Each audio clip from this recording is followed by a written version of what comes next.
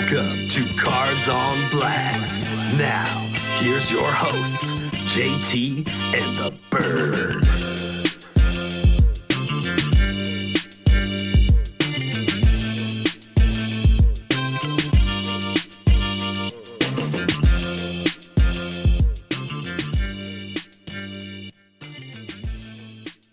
Hey, welcome into Cards on Blast, your home for the latest trading card news, market moves, and deep dives into the world of collecting.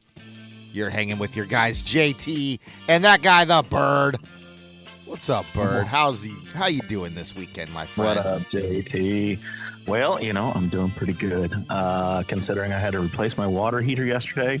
Still in a good mood, but we got hot water, so that's a positive. That's always good. Nice warm shower this morning. Felt great. Ready to do the show. I'm pumped. Let's do it. I'm just glad, like most friends do, knowing that I am a plumber, or used to be a plumber. Still have the knowledge. Didn't call me. No. Not even once. Not even say, hey, I think my water heater. No, you're good. I would have helped you. I would have helped you. I'm just saying, that's kind of the common thing these days. But hey, well, welcome in. This is episode number 49. We are continuing our city spotlight. We are heading to Houston today, the Space City. Yes, Houston, Texas, where the Rockets, Texans, Astros, and what was the name of their soccer team again? Dynamo. That's right. Yeah, the Dynamo where reside. That's right. So Houston, we have no problems with you. Let's go. Yeah, I got no problems with any soccer ever. Like, I want to go. You know what, Sacramento? We're building that new soccer stadium. We're gonna have to definitely gonna go. I would say to a game. Yeah, I think that's go catch a game. Yeah, and I think that's gonna be big for like the MLS kind of expansion and knowing what we got to do to get an MLS team. I'm thinking building an arena is probably number one on the list, right? Speaking of games, aren't you going to a game tonight? I am. I'm going to the Giants A's game here in Sacramento. Nice. Should be fun. Should be crowded. Yeah. Did you hear the Sacramento's putting a proposal together to build a bigger stadium for I did. a professional I sports saw stadium? that they also bought a lot of the land out there by Sutter Health Park, which for everybody around the world listening is the minor league stadium here in Sacramento, which is located actually in West Sacramento, right on the other side of the river from downtown. Beautiful. It's still, that stadium's beautiful. It's got a nice I love that stadium. Yeah, good scenic view of kind of the Tower Bridge and kind of the city in the background. But yeah, it'd be cool to get a major league team. I don't know. I think we're pretty far down on that list, Bird, of the major league's priority. Yeah, we'll see. But we'll see. I think money talks. So if you can get the money in your foot in the door with that, you're probably got a better chance. But I'm thinking it's going to be like Salt Lake City and Nashville is what I'm hearing, kind of for the two front runners here. All right, as Bird sips his coffee, we are going to get into some Houston talk today. We're also going to do some hobby headlines here in a few seconds, I'm sure. We'll share what we got in our stack. I got a lot of card pulls of the week today. I know it's the card pull of the week, and it's very singular, but I am breaking the rules to hell all the way down because I think I only put one in, so cool. I think good shape. Cool. Yeah, for the cards I didn't crack last week, I'm making up for it this week. Let's just put it that way. There you go. All right. There you go. Okay. Pick up job. It's easy there, buddy. I don't need anybody taking that the wrong way. Okay. All right. Without further ado, let's get into our first segment, the news of the day, the hobby headlines. And now, hobby headlines. Hey, where'd we go? Hey. It's not changing, Bird. I don't know what to do. Here we go. Okay. There you go. So sorry about that, folks. There he is. It's a live show, and sometimes my software here doesn't want to work right. I can't really do anything about it. Just roll with the punches. It was just a really long intro to the hobby headlines. That's right. I needed a minute. I had to pick my nose. So I didn't want everybody to see that. There you go. We're right there. It's a win. All right. First up today on the hobby headlines, we are actually going to be getting into the NBA Hoops case hit guide. We did this a couple weeks ago with the Topps. Was it the Topps Chrome football?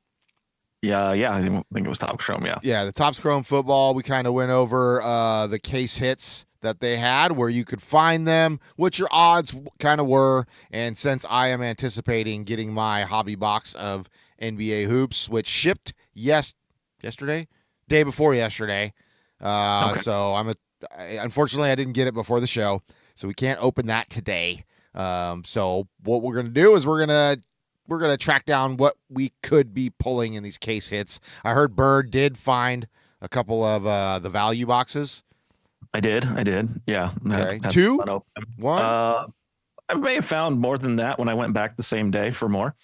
So like they look like this, just so you know, put it in front of my face. In the screen. There you go. Yeah. That's upside down there, Pard. Hold on, wait, flip it and reverse it. Okay. I like Missy Elliott over here. I like so it. this is what the value box looks like. So we're looking for the Hoops Hyper Signatures. Nice. So, so just like parallels in it.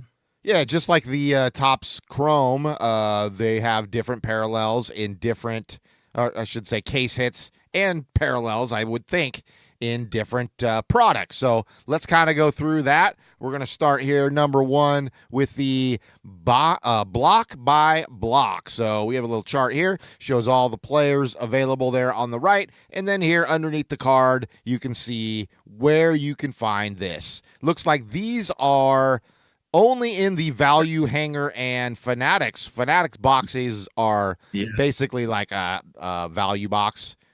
But they should have the Fanatics logo on them instead of the top. I think you actually get more cards in it. I'm not sure. We'll have to look that up. Don't take our word for that just yet. Still a new product. We haven't worked out all the kinks. This next one, I need you to say it properly, by the way. I think you're going to, but I need block you to say by the block? next one.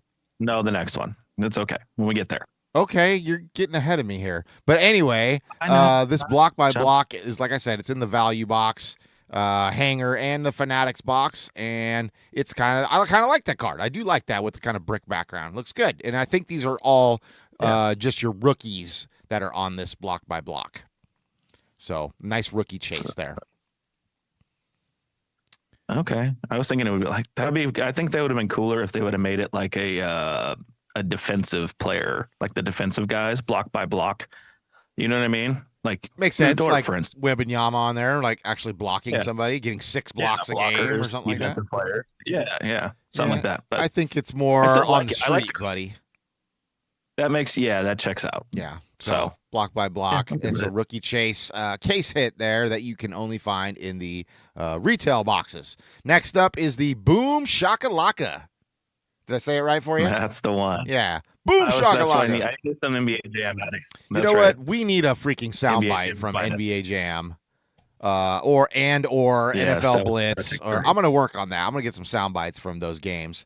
We will have that ready. You know what? I'm gonna have that ready next week when I start opening the hobby box. That's what we'll do.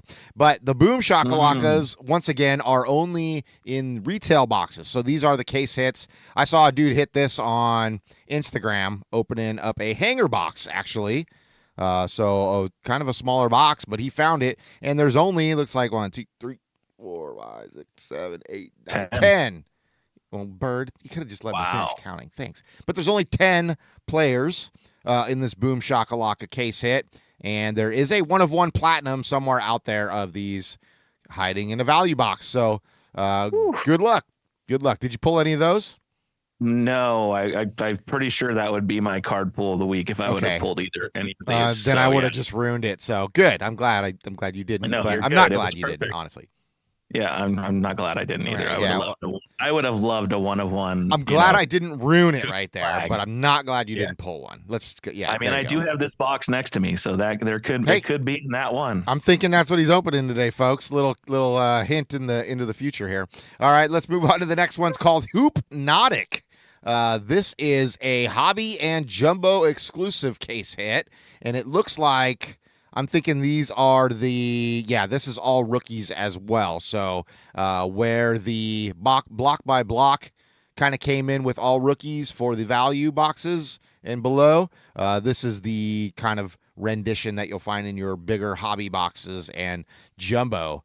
And jumbo, yeah, those are the real expensive ones. I paid enough for the hobby one. I'm not going to tell you how much, but you can go look online if you'd like. All right. The next one is called Checkmate. These are also hobby jumbo exclusives. Of course, with a platinum 1 of 1 somewhere out there. That'd be cool to hit that. But these are kind of your veterans for the NBA. And this is I didn't mean to do it like this, Bird, but this whole episode, I was just looking through the notes before we started. It's very basketball heavy. So I'm sorry for everybody. Well, I mean, we're in the NBA playoffs. We're going to a Game 7 in the Detroit Pistons and Cavaliers series. Yep. I mean, it's exciting times for the NBA. Yeah, so I'm rooting for the Pistons there. I kind of like to see them back in prominence. And I think it's the Knicks, right? Yeah, the Detroit and the Knicks would be a great series to watch. I think it'd be good. Yeah. I mean, the Knicks are rolling, though. I'm hoping that they don't just roll through them. So They are. And good for Mike Brown. Good for him. Exactly. Okay, next up, we have the Oasis case hits. These are nice looking. I like the kind of the beach theme that they have going on here. Makes me think we're in Hawaii. I feel like they should make these cards next year and just put all the players that didn't make it to the championship because you're on a beach before everybody else is.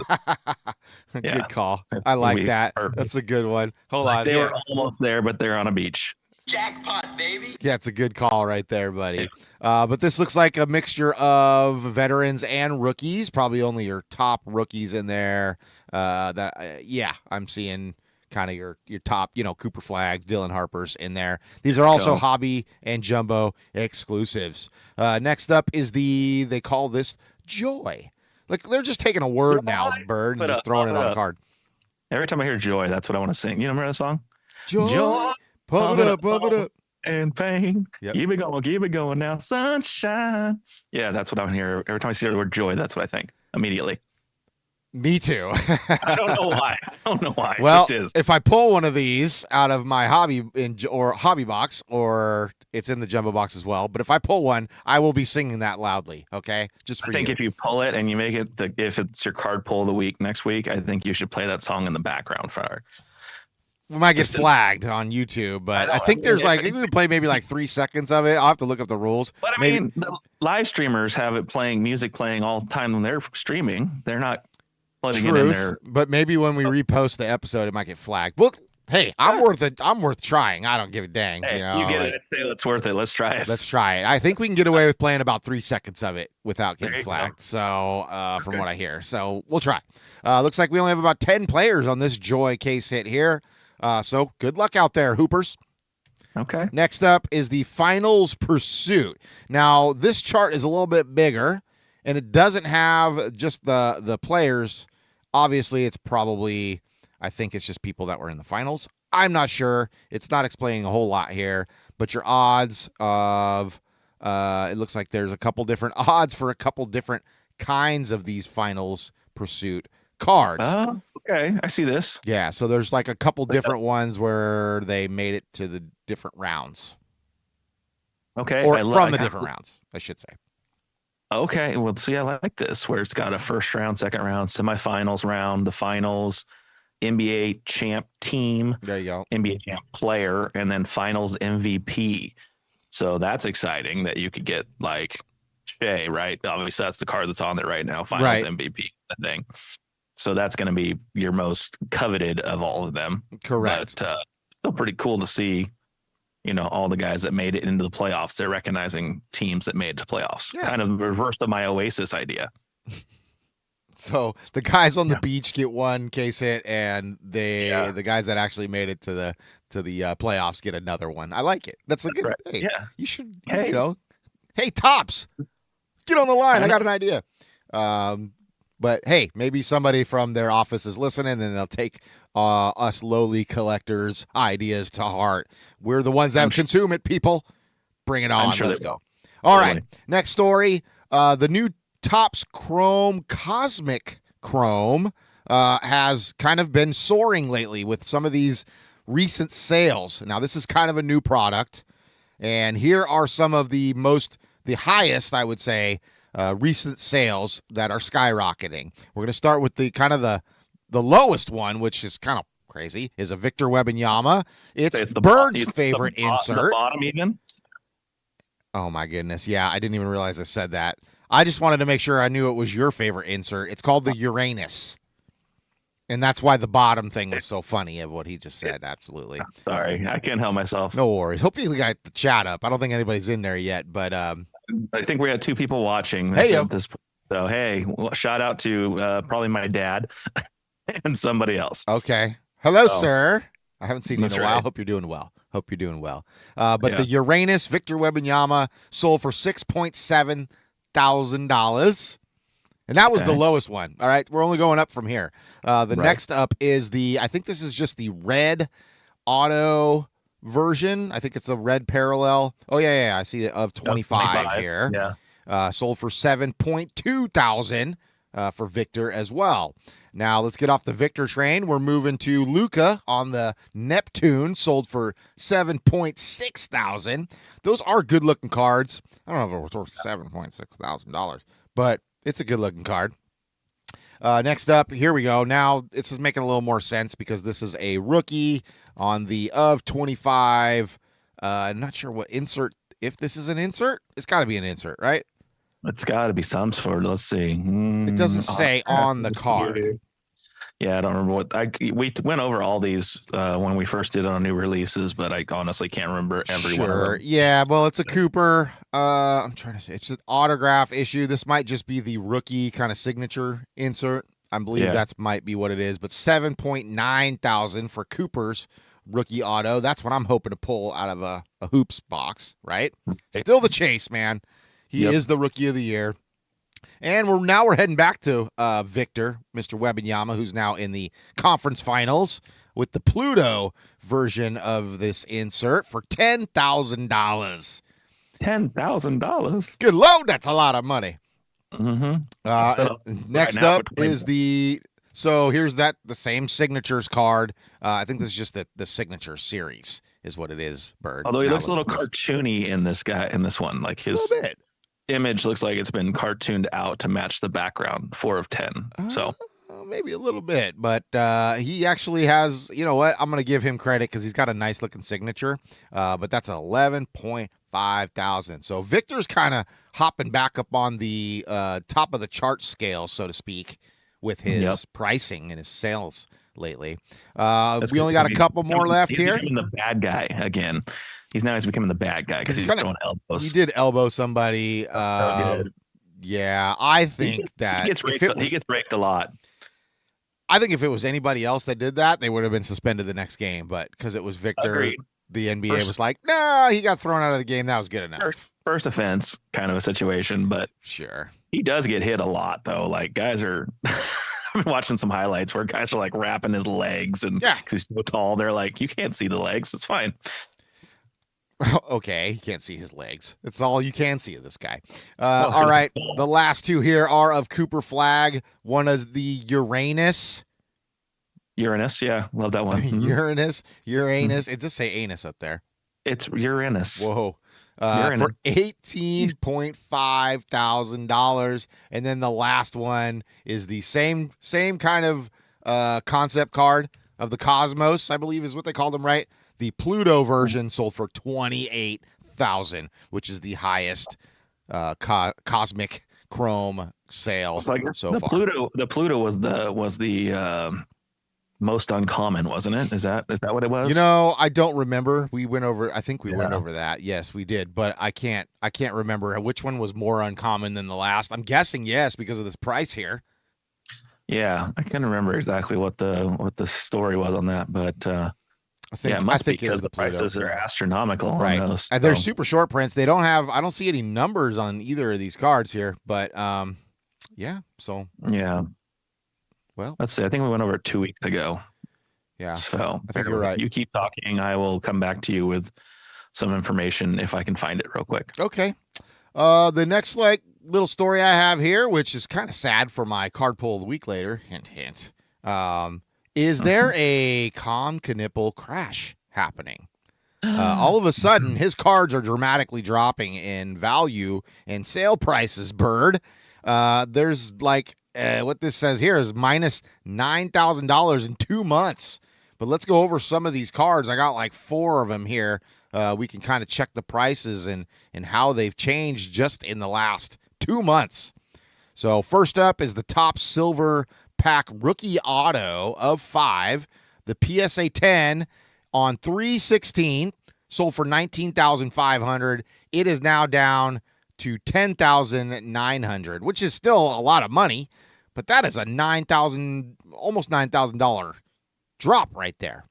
It's almost a 50% drop of what it was. So right, you find me some info there yet? You want me to keep going? I didn't want to interrupt you. So correct, the planetary system cards, if you will, for the Topps Chrome Cosmic. It goes in order from Sun to Pluto, Sun being the most common, 1 out of 80, Pluto being 1 out of 29,423. So basically it starts from the center of our Milky Way and then goes out, and that's correct. The further, the smaller chance you got of the bigger, the smaller planet kind of situation. So is the win. That makes sense.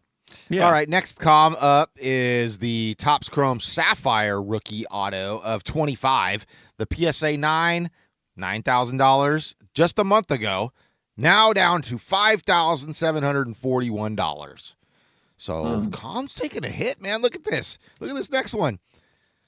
This is the autograph issue black geometric of 10 in a PSA 10. 2 months ago, $16,450.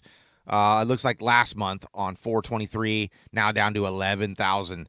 About a $5,000 hit or so. And then the last one I got here, Bird, is the Topps flagship, the All Kings. Never seen one of these personally. Would love to pull one. But this is a PSA 10 on February 27th, $9,500. Now down to just, a couple weeks ago, $6,358. I'd still would love to pull a very high-end Comca nipple card, but that's a good time to buy. Let's buy Con. Get him. I guess. I still can't afford any of these cards we showed, but that's why we do the show, so we can check out some cards that we'll never be able to afford or have. We might. You never know. You might pull one. Yeah, I'd love to pull one. That'd be cool. And then get it graded. Yeah. Or you might hit the lotto and win millions of dollars and be like, I'm buying all the Con Knipple cards that I can find. I mean, the thing about the lotto, to win the lotto, you kind of have to play the lotto, and I don't play the lotto. I buy enough cards. Yeah, it could happen, though. All right, let's move on. Next story here. A Whoopi Goldberg autograph cards. They are here. I just wanted to, on this Instagram post. Waited for. I know. Because everybody wants to see this. I honestly, I don't even know who this character is. Who is this? She must voice this character on like Toy Story or something, right? So I'm thinking this is a new character from Toy Story 4. But it's clearly a Toy Story card. Up in the top left corner, it says Disney Pixar Toy Story. Yeah. And then it's got a bunch of 30s in the background, maybe 30th anniversary of Toy Story, I believe. It's been 30 years since Toy Stories came out, has it? I bet it has. God. Oh, we're so old. Yeah, grab your cane. I would burn it. Okay. Hey, hold on. Don't ruin it. Don't ruin it. So I just thought it'd be fun. I don't care about this card. And apparently there's a lot of other people that don't care about this card, because I dropped into the comment section of this post this was on Topps official Instagram site, or I think it's Topps Pop is where they kind of do the offbeat non-sports cards, right? So I went into the comment section, and I just thought it'd be hilarious to share. Now, of course, that first one up there, that's me. That's me. Yeah. I would burn it. That's what I said. There's a lot of memes of people kind of shaking their heads. There's a hard pass. This guy, Mark Matsuka, says hard pass. This guy, John Sandange, Dollbox card, says, can I pay not to hit any of her cards? Let's go to the next one. Obi-Wan Kenobi. I like that name. Good name, buddy. Superfractor's going for $10. Ouch. Yeah. Ouch. And then this guy, Nathan says, love the comments, LOL. I don't want to read this one. It's a little this long. This guy says that he went to log in to try and order some Toy Story 30 cards and can't get a box because they've all been sold out quickly. Yeah. So welcome to our world, buddy. Yeah. Welcome to our world. Yeah. The next one, this guy says, what's his name? Freedom Slabs. Put this up there with the Will Smith autos. Trash. Oh, this guy, Austin's Life. Hey, at Tops, we definitely don't want that. You got, of course, the Donald Trump. Nobody cares. The GIF there. Somebody else saying, who would want this? And then official pics saying, nope. Just plain as day. Nope. Just like that. So yep. I just thought that was funny that literally every comment, there wasn't one like positive comment on that entire thing for that bird. So I just thought that was funny.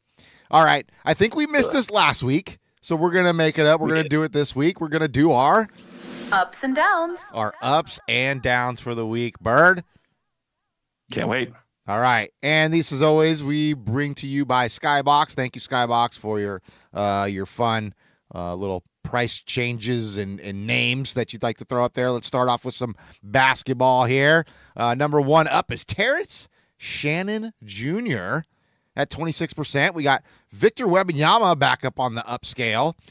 Jeremiah Fears, Clyde Drexler, and Michael Jordan. That's what it says, Bird. Michael Jordan. That's what it says, yes. On the down slope, as we already kind of covered here, Cond Knipple. 38%. That's now I wonder if that's partially because of just like the couple cards that sold so far off the base that it just dragged down every card that he has. And you saw how high those cards were. Like it probably wouldn't take much to drop him a lot. So, but funny that they named it Conned because you're just kind of getting conned, right? Down also is Jaden Ivey, Amen Thompson, Shaden Sharp, and Trey Young to finish out the basketball list. Move on over to football. Number one up is Matthew Golden. I think he was number one up last time we did this last month, Bird. Okay. A lot of the people are looking forward to this season with the Packers, thinking he'll actually catch a football this year instead of last year where he was, I mean, I'm sure he's a wonderful player. I've seen him in college. He was amazing. But last year, the Packers just didn't throw him the ball. And I'm like, take your first round draft pick and throw him the ball maybe. Yep. So pretty excited that maybe he'll catch some balls this year, and fantasy might be better too. These numbers are a little more realistic with your ups here. Only 15% for the highest person up.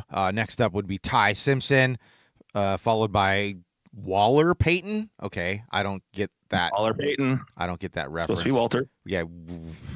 Sometimes I don't know if Skybox just purposely does this to be funny or if they're just stupid. So I don't know. Figure it out. The next up is our guy, Tyler Warren. Nice to see him up on that list. And then to finish out the top five is Arch Manning, the Texas. Right? Yeah, Texas. He's a Texas quarterback. He'll probably be drafted, next year? Probably. Yeah, he should be next year, yeah. Okay. The top five down, starting with Tyler Shug. Did I say that right? Shug? Tyler Shug. Sure. Shug, I think. I don't know. It's hard. His last name's, I've heard it pronounced different ways. I've heard Shuck. I guess we'll find out when he actually gets on the field what his actual name is. Well, he played last year. He played for New Orleans last year. Of course, I didn't watch any Saints games. That's why he's so popular and he went up so much because he did so well for New Orleans in last 3 games of the year.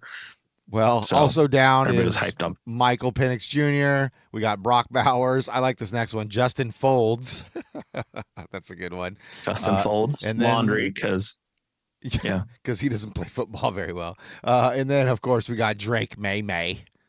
That's right. Have you seen what's the Raiders' new quarterback? Fernando Mendoza and Kirk Cousins.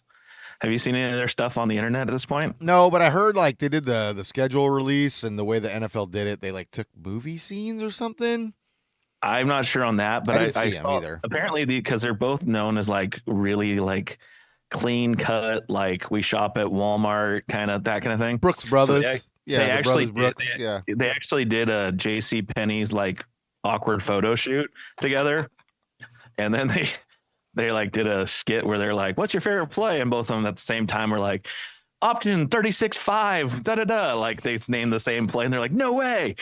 That's funny. So pretty funny. That he is his mentor, and yeah, it's pretty funny. That is pretty funny. Yeah. All right, let's get to the big bangers, the ones that are really up. That is baseball. Yeah, tis the season. And look at that number one guy. It's Minetaka Murakami.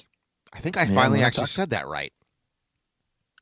Sure. I've never heard his name announced by announcers, so I would, Munetaka. So he's supposed to be kind of the new big thing from Japan, the next Shohei, if you will. But he is up astronomically right now, 89.31%. That is crazy. I think that's the highest we've ever seen on this, I would say. Yeah. And then even look at these next guys. Franklin Arias is 71% up. Ben Nice, it's Ben Rice, just FYI if you didn't know, 44.5% up. Jordan Walker, 43% up. And Mason Miller, the ex-A's closer, who's now with the Padres, with the coolest intro. His walk-on is sick. Or walk-up, yeah, whatever you want to call it. The intro to come into the game is very, very good and kind of up there with the top walk-ups of all time, I would say. But up 39%, and he's your lowest top 5. So there's got to be probably more on this list of ups that are kind of a little more in the realistic realm. And then on the down slope, we've got, unfortunately, Roki Sasaki again. He keeps slipping, man. Luis Robert, that's Luis Robert Jr. Jacob Wilson, don't like that. He's on injured, or he's on DL right now, right, with a shoulder injury. I don't know. I don't have a way of watching the A's games right now. I need to figure something out. Shoulder impingement or something like that he's dealing with. Only time I can watch the games is when I go to the games right now. I don't have a way of watching them on TV, which sucks. So the kid they brought up from the minors to play for them right now, he's playing third base for him. Yeah, Bolt. What is it? I think it's Henry Bolt or something like that. No, there's another kid too. Starts with a G, I think. Gerald or something like that. Okay. But he's like 15 he's hitting 300 since he's come up. Pretty good. And I'm like, nice. There you go. Yeah, pretty good. Yeah. So we got Chase DeLater on the down, and Cal Raleigh is finally at the bottom of that list, slipping down. Bird, here's your soccer. You can take it away, my friend. All right. I think Craig's still sleeping in. It's okay. I need some coffee anyway, so do your thing. All right, here we go. We got up top 19.61%, Kylian Mbappe. And then, which is good for me because I actually pulled one of his rookie cards this last week, Lamine Yamal. And then Michael Olise, Cristiano Ronaldo, and Erling Haaland all up this week. And this is the most down I've ever seen soccer. Agreed. This Cole Palmer is definitely not. This 8.9 is obscure for soccer players, so I don't know what happened there. Mm-hmm. And then we got Heung-min Son, Jamal Musiala, Lioness Messi. Rawr. Okay, and finally Pele down 0.57%. So I don't know where Craig is. He's thinking he's sleeping, man. It is early on a Saturday morning. Probably went out and partied hard with his missus yesterday. He'll have to catch He'll have to catch the reposted version, I believe. If I had a life, I would have gone out on a Friday night too. But yeah. So I was out pretty late hanging with the softball crew. We didn't win our game, obviously, as you stopped by and saw me line out to the third baseman. First game all year, I didn't get a hit, Bird. I went over. You hit it hard though. You hit it really hard at the first baseman or third baseman's head. Yeah, I smoked it. But they're good, man. They're solid team, so they're gonna make that play 9 times out of 10, and he did. So, and I hit it hard my second at bat too. I just hit it right to the left fielder. Like, what can you do? That's the game. That's softball. That's baseball for you. All right, let's move on to the hockey to finish out our ups and downs. Number one up is Matthew Schaefer. I'm not sure who that is. Must be somebody that's doing something in the playoffs right now. I would bet so. Because there's only a couple teams left, and I'm betting he's just having himself a series kind of thing where people are like. Then we got the GOAT, Mr. Wayne Gretzky. I don't know why he's Wayne wine. Gretzky. We love that. He aged like wine. I guess. I don't know. Maybe that's it. That's a good. Hey, I'll take that. Cole Caulfield, Sidney Crosby, and Mario Lemieux to finish out your ups. Then we got Jack Hughes on the down. Unfortunately, we see Macklin Celebrini there on the down. We got Ivan Demidov. I'm getting better at that name. And Connor Bedard. That's Bird's guy, I believe. Yes? Yep. No? Maybe so? Yep. Yes? Yeah.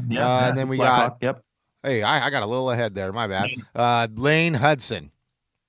Yeah, I think Lane Hudson's actually on the Sharks, if I remember correctly, but I could be wrong. I don't know. Yeah, we're getting to the conference finals here in the hockey, so it must be a guy that's been doing something, that Matthews Schaefer person that's, I don't know who he is. Well in this playoffs. Hey, more power to him. He's up 13.3%, which is kind of like your normal. You know, we saw those astronomical baseball wins. It is baseball season, so full swing. That's when they go up. All right, let's get up to our new releases for the week. Starting off with 25-26 Panini Select EuroLeague basketball. This is the first off the line, released on May 12th, 2026. We have a few cards to share with you. This is one of the base cards. Select is one of those that has the different level cards. So they make like 3 different levels, I believe, of cards. I'm not sure what level this is. It says it on the back of the cards, not the front. So we share the front of the cards. We don't have the back. I don't know what this is, but and I'm not even familiar with these players, Bird. Not most of them, anyway. This is Vasilis Spanoulis. I'd say, Vasilis Spanoulis. Okay. I don't know. All right. I think if anybody across the pond hears me try to pronounce these names, they're going to smack me. Next up, we do have Kostas Slokas on the, the Prime Selection Memorabilia Auto. Hey, I know the next guy. Yeah, I do too. It is Kendrick Nunn. He used to be in the NBA. Looks like he's in the Euro League now. But these 2 patches, just these last one, those are some nice patches. They get a great part of the jersey there from the Euro League jersey there. Next up is these are past Euro League's Final Fours with Luka, who he used to play for Real Madrid before coming over to the NBA. Of course, Select always has the Color Blast. I am not butchering this guy's name. Saras Jasikivicius, something like that. To me, it's just a made-up word. I don't know, buddy. I can't pronounce that. I wasn't even going to try, and you at least gave it a go. Yeah. So I did. I failed miserably, I think, but that's okay. I think you did too, but hey, good try. Good try. A for effort on that one. We also have, I believe these are case hits as well, along with that Color Blast, the Color Wheel. And this is of Sasha Vezenkov. I do know his name because he played for the Kings for a year and then went. Looks like he's going to run through the line. He's got the ball tucked up there like he's going to just. Right? He's doing the Heisman pose almost. Yeah, I'm like he's cutting through the offensive line there with a tucked. So funny that some people's game when they play really well in the EuroLeague translates on the NBA and some don't. He just could not make it in the NBA, unfortunately. So he's doing well over there in Olympiacos, who he plays for. Then we have another insert here called the Solar Eclipse with Nando De Colo. Okay. Not bad on the pronunciation there. Yeah. Okay, the next release, of course, is the big one, the NBA Hoops, released on May 14th. I have not got my hobby box yet. It shipped on May 14th, actually, so hopefully maybe today. I don't know. I don't really want to open it until we're on the show, and I'm kind of gonna spread it out through the weeks to open it up, not just opening the whole thing. But I think we looked at some of these earlier. Here's a green parallel. You said they're all kind of hollow, right? All the base cards have a little hollow to them? Base cards have a hollow to them, yeah. Well, I mean, here's the green. I'm putting it in front of my face here. There you go. You can't really see it, but that's Grady. Not going to say his last name on the air because, could get in trouble for that. Grady Pee-Pee. Yeah, that's right. But here's all about the base. So you can see the base. That's the base card. Yeah, very hollow. Yeah, it's a very cool base set. I was kind of complaining about the price of them, and then I saw the base and how they all have the hollow foil on them, and I was like, okay, yeah, that's why. Okay, like that's a nicer, that's a higher end base, even though it's not like a crazy high end set. It's a higher look base set. Like it's going to look really good in a binder. Cool. Looks like I'll have to grab a binder. And actually, did you look up how many cards were in the set? There's not a crazy amount on the base. I think it's like 260. Oh, great. I think I have an empty 350 case. I thought I was going to have to get a new one, bigger. I think it's less than that. So it's, just for Europe. I haven't really officially looked it up, but that's the story. I think you grabbed a few of these. These are the Buzz inserts, which I believe are only in the value and hanger size boxes.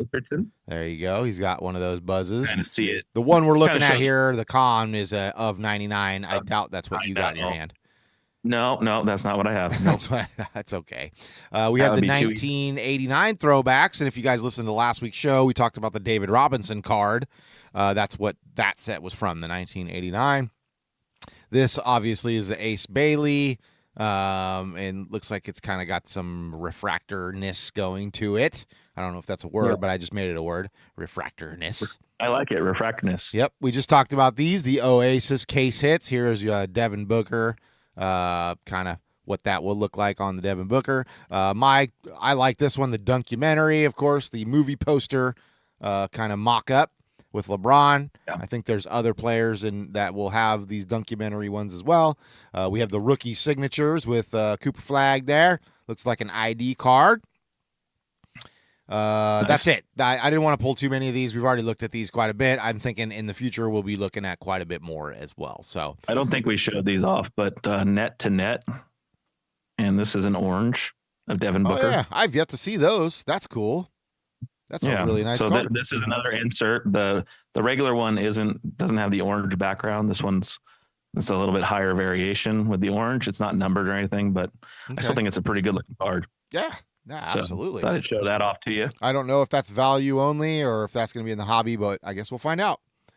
We'll find out. For sure. All right, let's move on to the next new release, which is the 25-26 Donruss Road to FIFA World Cup 26 Soccer.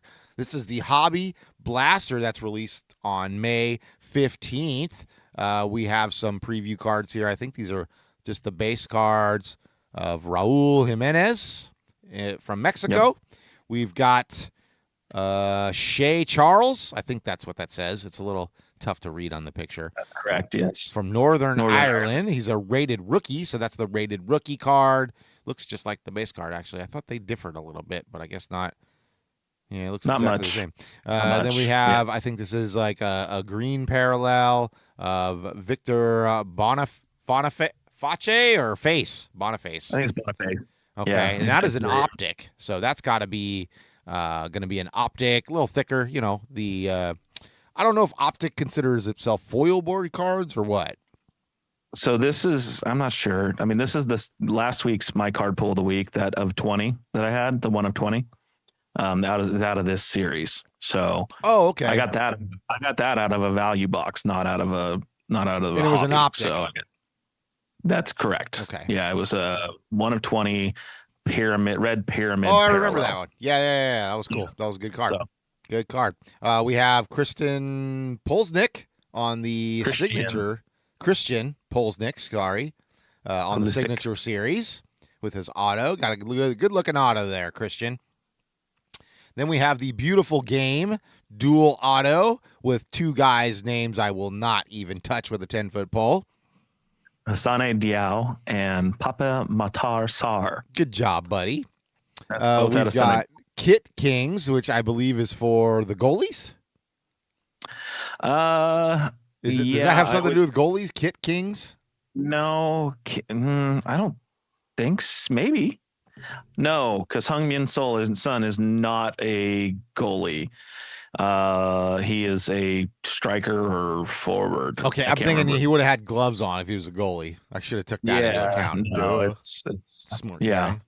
All right, we've got a zero gravity insert with Ronaldo. I have this card. You have that card. It is underneath the laptop that we're recording on my side. Attaboy. So Attaboy. Yeah. We have the animations with Messi there from, where's he from? Argentina, right? That's right. That's correct. Got it. Then we have, I actually just watched a movie. What was that on? It was with Mark Wahlberg, and it's like a newer movie that just came out. What was that on? Prime, maybe? It was about these two guys that go down to the World Cup final between Brazil and... Yeah, Balls Up. Balls Up. There you go. And they blocked like the Brazilian shot or something. They're on the field. Running on the field, attacking a sausage. That was pretty funny. I have to say, that was a pretty funny movie. I enjoyed it. It was dumb, but like pretty funny. Oh, it was very dumb. Yeah. But it was good. It was funny. Yeah. And then we have the Kaboom here. Of course, that's your Kaboom chase for Ronaldo from Brazil. That's a different Ronaldo. Yeah. Yeah. There's so many different names in Brazil that are only single names that you have to like pay attention to. Oh, which Ronaldo is this? Okay. All right. Hey, that brings us to the end of the hobby headlines. Okay, Bird, it's your favorite segment. Get ready, my friend. I'm ready. He's happy. He's stretching out. He's getting ready. Right. All right. Grab your packs. It is time to crack that pack.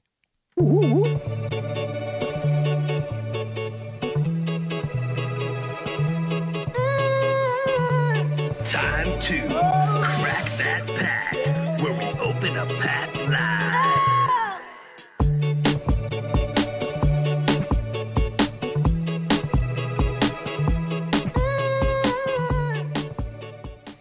All right, buddy. What are you cracking today? All right. So my intention was to crack another couple packs from the Topps Chrome Mega Box for football. Okay. However, I did buy the NBA hoops this week, so I thought it'd be fun to open that. But I'm jealous. I haven't seen that yet. I got this here, and I think I want to open it because this is out of a value box. But I did my weigh trick. I weighed it, and this one was heavier. So I'm thinking this is actually just an insert. There's only one card in here. Don't get cocky, okay? I don't know. I'm not being cocky. I think that it is a single card. So if it is a single card, I will open this plus 2 other packs because, single card. I know from experience, dude. You know what I mean? That's right. Herbie Hancock, okay? I want to see a Herbie Hancock on this thing, all right? Everybody put their hands together and pray for a Herbie Hancock, which means a signature. There we go. Okay. And while you trying to crack that open, I'm just going to show you what I'm cracking today. I have a mega box here of the Bowman basketball. Okay. All right. Like all right. It does say to look for autograph cards. So there are autos in here. I opened one of these earlier in the week as well and didn't get an auto. All right. This was not a single pack, which is weird. I don't know why it weighed more than the others. But we got a rookie card of Ja'Cory Krosky-Merritt. There's more ink on one of those cards. We got James Cook. And then we have a double Ray Wave. That's why we got that here. We got a Jatavian Sanders. What do you mean double Ray Wave? So there's 2 of them. Oh, 2. Okay. It's like, no, they're double. There's just all kinds of waves all over it. All right. And then a Darren Waller. So that's why it weighed more because there was a double foil in it. Got it. So I'm thinking that's what give it that extra weightiness, if you will. Hint to those guys that actually go in the store and weigh stuff. There you go. That's all right. This mega box looks like it has down there 2, 3, 4, 5, and 6 packs. Bird, why don't you give me a couple numbers 1 through 6? What are you feeling today, my man? 2 and 4. He says number 2 and number 4. I like it. Okay. If I don't hit, it's Bird's fault. And just while you're ripping that, give me a number between 1 and 4. Oh, 4 all day. 4 all day. Okay. All day. All right. Let's see what we got here. We cracking this pack open. We're starting off with Peyton Watson, Jordan Clarkson. These are all paper to begin here. Hits are in the back. We have a Bowman first of Jasper Johnson from Kentucky. And these are all Mojos, is what I've noticed. Not just Chrome, but Chrome Mojos in these. We also have another Bowman first of Cohen Carr from Michigan State. And now our first Mojo is a Bowman first of Kayleen Smickle? No I'm idea. not sure. Yeah, she's from, where is this? Maryland? Yeah, that's Maryland. So she's a Maryland player. Cool. Okay. Our next Bowman, it is a Bowman Chrome Mojo rookie of Cedric Coward from the Memphis Grizzlies. So he's a pretty good rookie. Nice. It's a pretty good card. Not bad. Yeah. Not bad.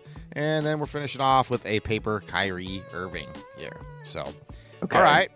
So Not I have terrible. So because that was only 4 cards and that's Chrome and there's not very many, give me a number between 1 and 7. 2 as well. Wait. 1 and 7 or 2? Like what do you between 1 and 7? 3. Okay. So I'm gonna open one more Chrome, but I'm gonna open one from the mega box, and then I'll open a hoops because I want you to be able to see the hoops open live. So Got it. All right, so here's the mega box of the Chrome football. All right, let's see what we get here. Mega. We've got a Trent McDuffie. We've got a Future Stars Cooper DeJean. We've got Legends of the Gridiron, Art Monk, Mikael Williams, rookie card, Travion Henderson, rookie card. And we have I'm going to say this is the X-Fractor, standard X-Fractor of Tyler Nubin. And I will hold that up so you can see it. When, Lord, when? When's gonna be my time? Okay. Yep, but that's okay. I got three more packs of that left for future shows, and but I wanted to kind of open one of those for fun. All right, cracking the next pack here for the Bowman. Get up there, rapper. All right, we're starting off Emmanuel Quigley to John Salon. I think that's how you pronounce that guy's name. We got a Bowman first of Haley Swain from Stanford.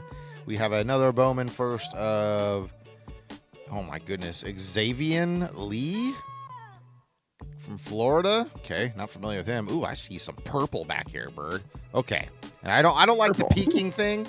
I want to say this right now. When I'm seeing people open packs online, I am so tired of the peek, where they kind of look after they open it and they kind of peek to see what colors are back there. It's like, dude, you're gonna find out in 5 seconds. Enough with the peeking. Enough. Are you really that like impatient that you have to do that? And I did it on accident, by the way, so I'm not trying to do it. All right, our first Mojo, Cason Wallace. Nice, of course. We're only laughing because Bird made a joke last night when he handed me a bunch of Lou Dort cards that he got for me, which thank you, by the way, my friend. But he joked at me like, hey, I got you these Cason Wallace cards because I know you like Lou Dort. So I thought that was hilarious. And now I pull up Cason Wallace, of course. Of course. Of course. Yeah. The purple. Great. I don't even know who the hell this is. It's a woman. It's a Bowman first of Reagan Beers from Oklahoma, the University of Oklahoma. And it is of, hold on, there's a number on there somewhere. Isn't there? I thought I just saw that. Maybe not. Okay. Maybe it's not numbered. But, yeah. Cool. It's a good looking card. It's like purple Bowman first. I like it. And then we got a Zach Edey here on the paper to find who that is. Okay. All right. So I opened the NBA Hoops pack here. We've got Common Malik, Bradley Beal, Og Anunoby, OG Anunoby, Jalen Green, OG Anunoby, Anunoby. Okay, I would never. Anunoby. Okay, thank you. Oh, look at that! Look at this one. This is the best card I've hit all day. Here we go. Yes. Who's that? Yes. Dort. That's how winning is done. And I believe that's my second one that I've got out of value packs. So guess who's getting that card? Get the Lou horn going. Max Strus, Ronald Holland, and Alex Caruso. We just opened all base. That's that was the most Megan Trainor pack in history. I like that reference. That's good. We got to make that a thing now. All right, I opened another one. What the hell? Awesome. Derek White, Patrick Williams, Bowman first of JT Toppin. I gotta love when you get a guy named JT from Texas Tech. Right. I think he's actually pretty good too. We got another Bowman first of Sebastian Wilkins. Okay. We have, look at that. It's the same girl on the Mojo, Reagan Beers. Okay, who is this Reagan Beers girl? I don't know. Can you look it up, please? Reagan Beers from Oklahoma. See if she's any good. Okay. And then our next Mojo is of Miles Turner from Indiana. Isn't he on a different team now? Did he get traded? Who? Miles Turner. Who? Probably. Pretty sure he did. And then we just have a paper rookie here of Cam Jones. You know what? I'm going to keep going. Bird's doing some research on... What was her name? Okay. Reagan Beers. Reagan Beers. Is Reagan Beers any good, my friend? Because I just got 2 parallels of her. Let's see here. Giannis. Consensus All-American, honorable mention, all SEC first team, Pac-12 all defensive honor mention. Yeah, she looked like she had a really good college career. I don't know if she's in the pros now. Okay. Yeah, I've been what I've been doing is I cheat a little bit. I asked ChatGPT, hey, in the world of card collecting, where does this player rank? And is it a good, card? It'll tell you, like, if it's got upside or whatnot, dude. It's actually a kind of a good way to look at it. Okay, so she's playing in the WNBA as a forward for the Connecticut Sun.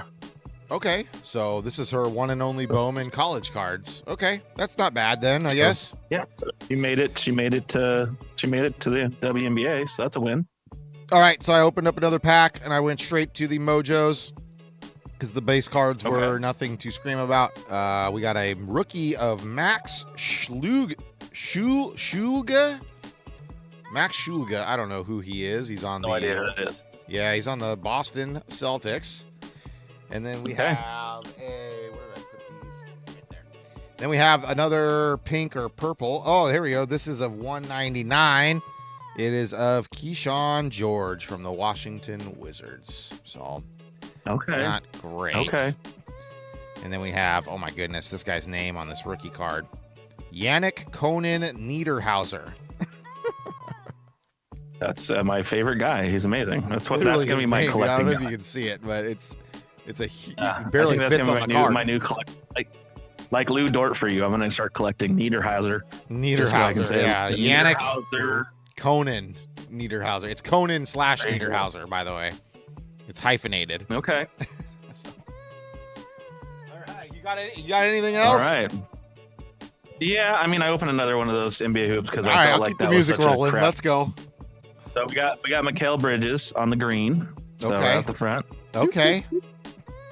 And then right behind him, we got one of our local guys on the X Fractor.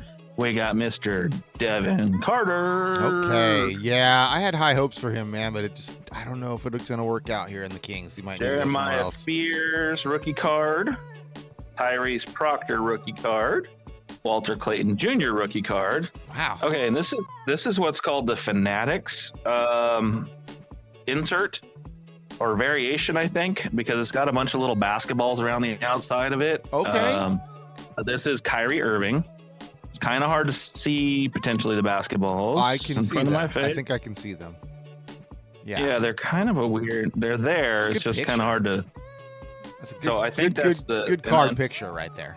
For sure. And then we have a Tyler Hero and Ja Morant to finish off the pack. So you know what? I got 2 more packs here. Let's just open them. Yeah. Why not? What am I going to do? Open this in a little bit here and then try to hope for something good? Let's just open them. Why not?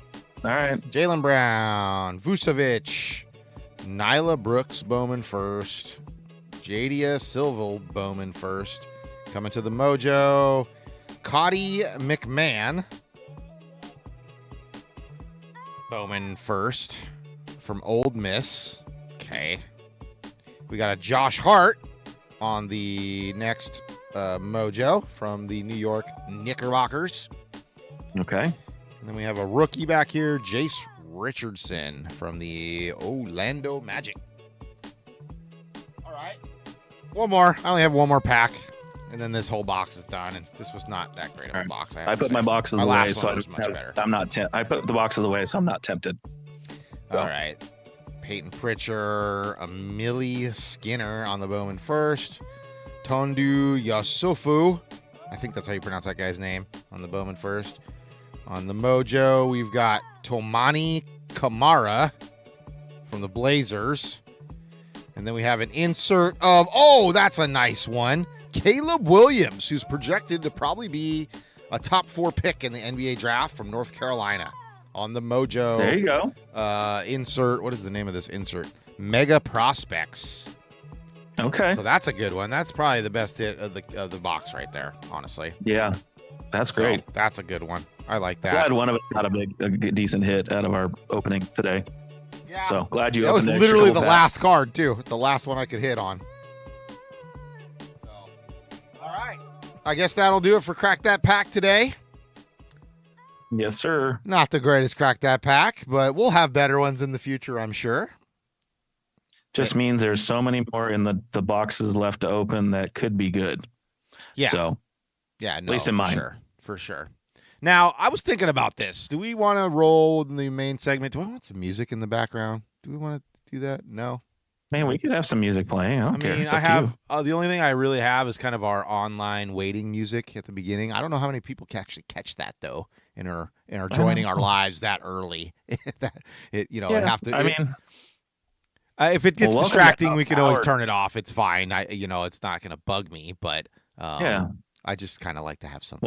Welcome to hour 2, everybody that's been watching the show. So 63 minutes in, we love that. Let's go. All right, and we are. Hold on, we need to get this Crack That Pack thing. There we go. We're done with that segment. So we are moving on to our city spotlight, our main topic of the day, which is Houston, Texas, as Bird eloquently put it on the notes, the Space City. Okay, yeah, I don't want that on there. We're taking that off. Okay, that's fine. It's fine. Whatever. We're going to start off with today with the Houston Rockets. All right. The Rockets were founded in 1967 in San Diego before relocating to Houston in 1971. I did not know that. The franchise became I did not know either. Right. The franchise became one of the NBA's premier organizations thanks to dominant centers and high-powered offenses across multiple eras. Houston reached basketball immortality in the 1990s behind back-to-back championships led by Hakeem Olajuwon, one of the GOATs of the center position, I believe, and later remained nationally relevant through the years with stars like Yao Ming and James Harden. Bird, give us some honorable mentions in the years these guys played for the Houston Rockets, sir. Yeah, I'm just shocked that at least one of these guys, okay, disregard. All right, let's start. It's a fine line, buddy. It's a fine line. No, I know. It's this number 3 guy that kind of bothers me. Okay. That's coming up soon. But anyway, let's go start old to come to new. And let's go with Elvin Hayes, 1968 through 72. Sounds like he was primarily a San Diego Rocket. And then he had a year in Houston. Then we go to, this guy we know because he was I know him as a coach. Yeah, there we go. It's actually going to say that here. It says that there, 1970, yeah. I read the name. I hadn't read to the right of it yet. But 1970 to 1981 as a player and 1992 to 2003 as a head coach, Rudy Tomjanovich. Good coach. Yeah, we definitely know him as a coach. I'm assuming a pretty good player. He had an 11-year career, so that's a win. Okay. Then we're going to go to a gentleman that I don't really associate with the Rockets necessarily. But he made the list. Portland. He did. He was a great player and fun to watch. Clyde Glide Drexler played from 95 to 98. So that's he's a trailblazer in my head, but that's okay. I understand. Definitely. All right. I want to save the other guy for this top guy for last, actually, but this gentleman revolutionized the Chinese market when he came into the NBA from 2002 to 2011. That is Mr. Yao Ming, biggest Chinese guy you ever seen in your life. So I always had a theory he was grown in a lab. Okay. I mean, Chinese people just aren't that big, dude. I agree. Generally not that big. That is for sure. But he was, I don't know how they got dude so big or what they fed him, but dude grew. And then finally, Tracy McGrady is the last guy at 2004 to 2010. And I love Tracy McGrady. Okay. He's amazing. All right, let's jump into the top 3 Rockets of all time for those card collectors out there that collect Houston cards. Let's move on. Number 3 on the list was not a rookie with the Houston Rockets. That is James Harden. All right. James transformed Houston into an offensive juggernaut and became one of the greatest scorers and playmakers in NBA history during his Rockets run. His MVP season and multiple deep playoff appearances defined an era of Rockets basketball. And we have a 2019 Panini Mosaic and the Mint 9, the In It to Win It insert. And is he going under the legs right there? Is that what he I'm is seeing? going under the legs? Yeah, that's what it appears to looks like he's doing. Yeah, that's some James Harden crap. You know, he's probably I hate watching James Harden play basketball. Absolutely hate it. And now it's just bleeding into the league. Now you see people like Luka, Shea. They all do this like drawing foul crap that James Harden made so prominent. He did with this 3-point foot kick out situation where he always kicked his feet out into the defender. God, I just don't like. Oh, fouled. Okay. I just don't like his game, man. Not a fan of James Harden at all. But he did make the list at number 3. He played with them from 2012 to 2021. Just FYI. I didn't realize he played for him for 9 years. He did. It was a long time. And, just never got over that hump. People thought they could make it to the finals multiple years. This just never did. Never did. He kind of goes away in the playoffs. That's one thing about Harden. All right. Number 2 on the list for the Houston Rockets from 1976 to 1982 is Moses Malone, a 3-time NBA MVP and one of the most dominant rebounders ever. Malone turned Houston into a finals contender and helped establish the franchise as a legitimate power in the late 70s and 80s. We have a 1977 Topps Moses Malone on a Mint 9, on the Mint 9, excuse me. And it has a very low cert number, so that's been graded for quite a while. Yeah. Even it's got the old PSA label on it too, if you notice that. I do. Yep. Yeah. And Moses I think he made that famous, missing his own shot and getting his rebound to kind of pat stats. I don't know if he did it on purpose or if he just has a little bit of Angel Reese disease to him. We'll never know, but he was a great in the league. Yeah. And kind of played, before our time, right. Yeah. I mean, 82 is when he stopped playing. So, definitely didn't get to see him play. If I did, I don't remember. I don't know if that was when he finished his career or if he went to a different team at that time. I think he played a little bit longer. Sixers or something after that. I'm not sure. Yeah. That's what I want to say.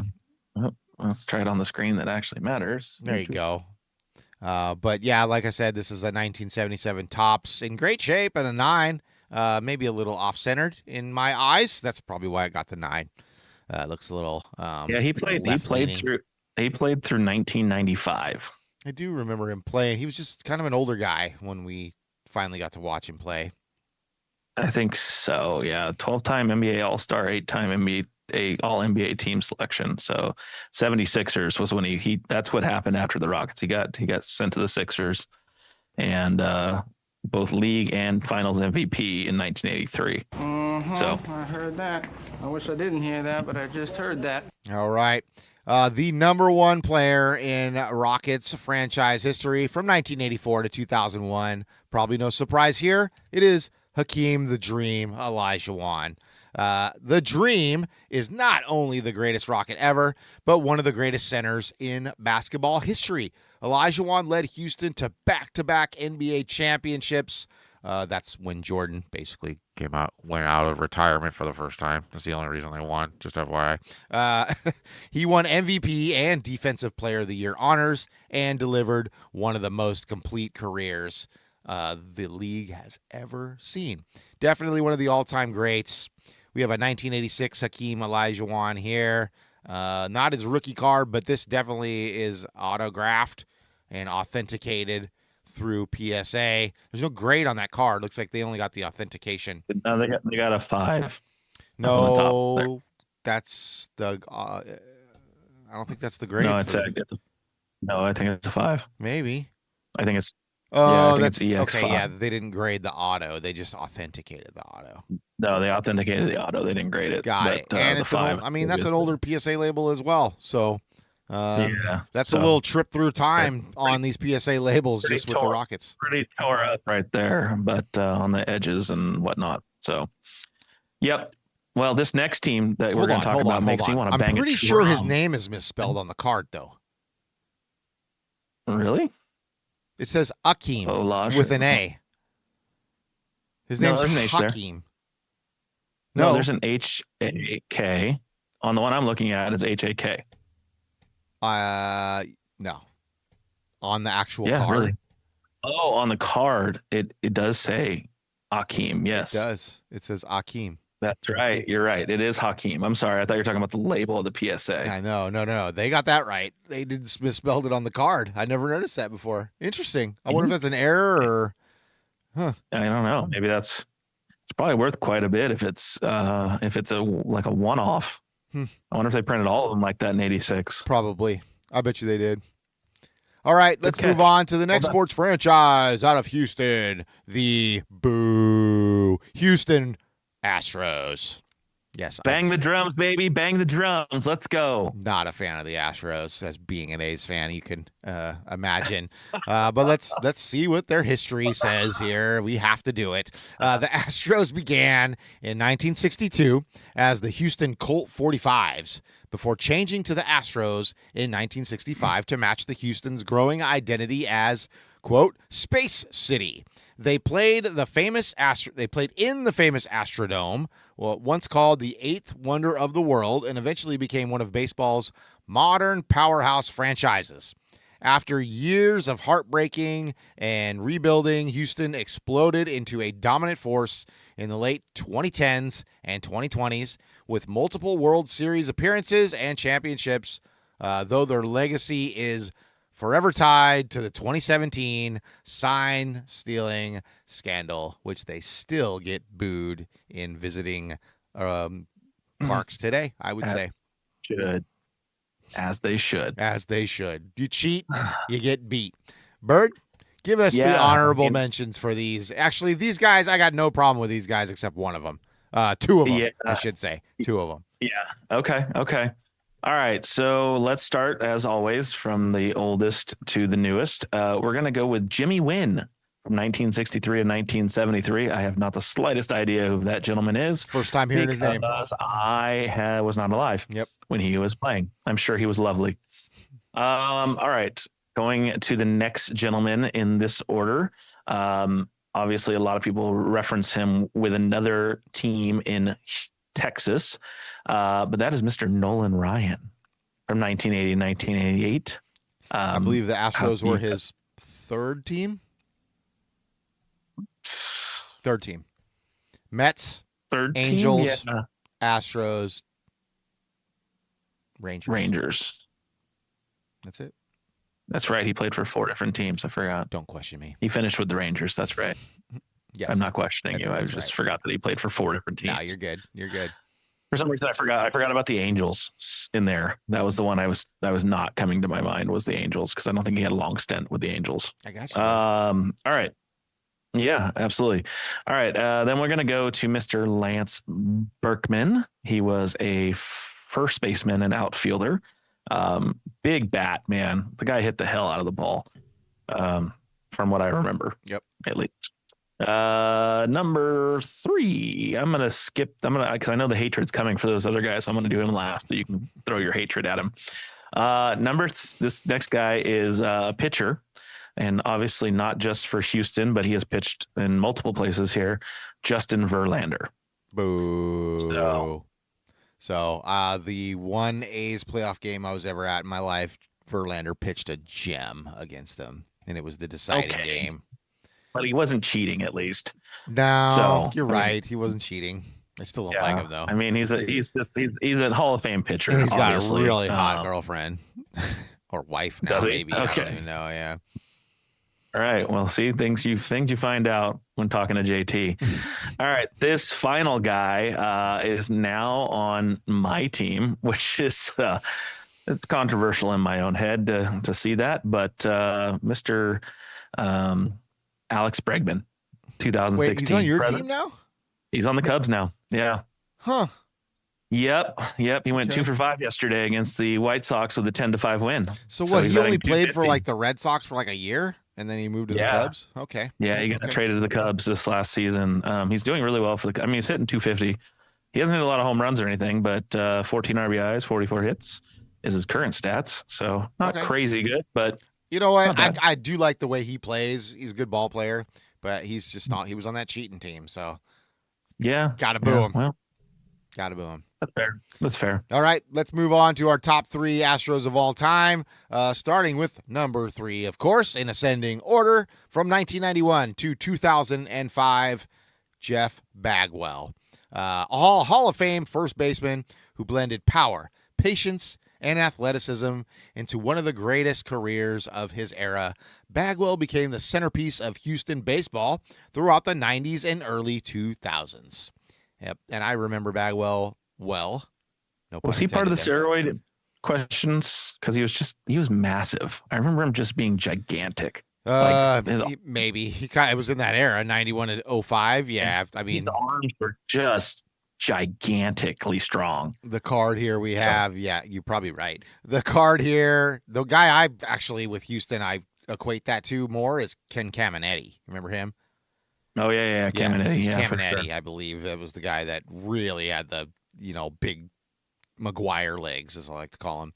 But we have a 1992 Bowman Bagwell here in the mint 9. Don't think that's a rookie. What are we? 91? Maybe 92. That might be his rookie card. Yeah. For Bowman, it might be. Yeah. Correct. All right, let's move on to number 2. And this guy gets tons of boos. I wish I had a boo sound effect to give him.